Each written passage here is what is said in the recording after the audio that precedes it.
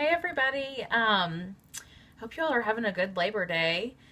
Who else had to work today? It totally sucks. Like it took me a second to even remember that it was a holiday because I work in healthcare and we don't get holidays. If you had to work today, I totally feel you. I did get off work a little bit early though. It's like almost 6 o'clock my time, and I usually don't get home from work until 8 o'clock or so, and so it's kind of nice. And my dad came and took my kids out for the day. So, and my husband's he's coaches basketball, so he's out at basketball practice, and I am home alone. And I can't even tell you the last time that happened. So I'm pretty excited about that.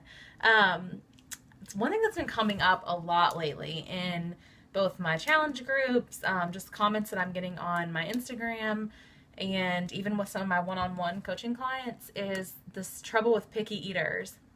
I've had a lot of people saying things to me like, how do you get your kids to eat more vegetables? Or like if they see things that I've fed my kids, how do you get your kids to eat that? Or things like this. This is the most common.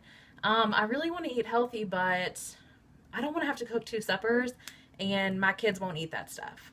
And so I thought maybe I would get on here and share a few tips, things that have really helped me, because I can promise you that healthy eating is not my kids' favorite thing by far. And definitely it's something we still need to work on, but we've come a long way since we first started like 2 years ago. And so some things that have helped us, I've got three main tips. And knowing me, I'll probably toss a few other things in there too. So the first thing I think that has helped the most is giving them choices. Kids, just like everybody else in the world, like to be in control. They like to feel like they're in control. So I give my kids a few choices for lunches. Suppers, we all eat the same thing. Like that's it. I'm not cooking a bunch of suppers. But for like school lunches, lunches on the weekends or during the summer, I give them like 3 or 4 choices each day, and they can pick what they want. The same thing with snacks and breakfast usually.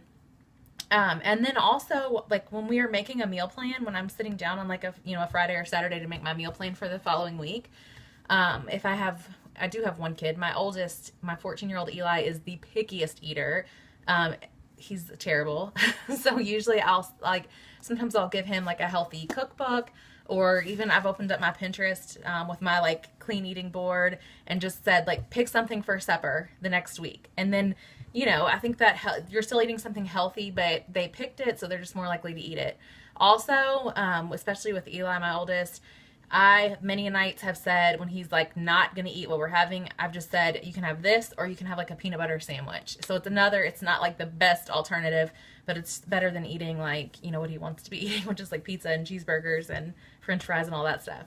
So that's that's probably the thing that's helped the most, is just giving the kids a little bit of say-so. And just letting them kind of feel in control of the process. And the second tip is just start slowly. Don't expect that like today you're going to decide to eat, you're not going to eat grains anymore. You're not going to eat this, or you're going to start having, 4 servings of vegetables when you haven't been eating vegetables at all. So start just slowly integrating healthier foods. Make swaps slowly. Don't like I said, and you can do it, but you're going to have meltdowns. Just try to like really pick like one thing to change per week maybe. And when you're adding in more vegetables, stick with the stick with the things that that they like. We have broccoli, like, I'm kind of sick of it. We have broccoli probably almost every day, because my kids all love it. Like, they actually enjoy it. So it's one of those things, like, I don't have to fight them about, they'll just eat it. So even if I don't eat broccoli, we almost every day have steamed broccoli. But whatever your kids do like, just start there and start adding in more of those vegetables.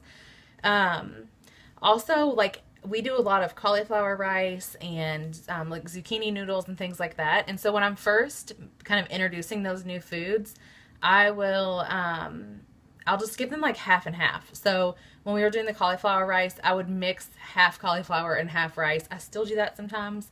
And when I do that, they don't even know it's there. Now, if they're getting plain cauliflower rice, they'll notice. And the same thing with zoodles. When we very first had it, I peeled the zucchini, put it in the spiralizer so they couldn't see the skin, and mixed it in with regular pasta. They ate it just fine. And then just kind of slowly start decreasing the amount of like whatever the unhealthy food is.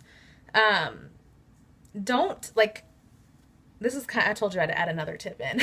This is kind of along the same lines of starting slow, but don't like tell them like oh, we're never gonna have that again, or just like you, like I don't know about you guys, but when I think of the thought of like never being able to have, I mean, my thing is ice cream. If somebody told me I could never have ice cream again, I would have a melt. I would have like a 2-year-old tantrum for sure. So don't like don't treat it like a punishment or anything like that to them.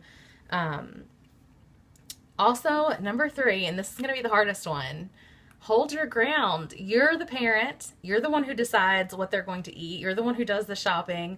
You're the one who does the meal preparation most likely.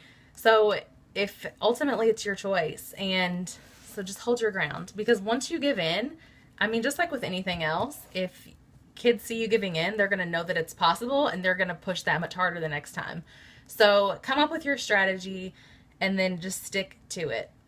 Whether it's, like I said, letting them have a substitution if they don't like what you've offered, whatever it is, pick a strategy and go with it, because once you give in, it's done.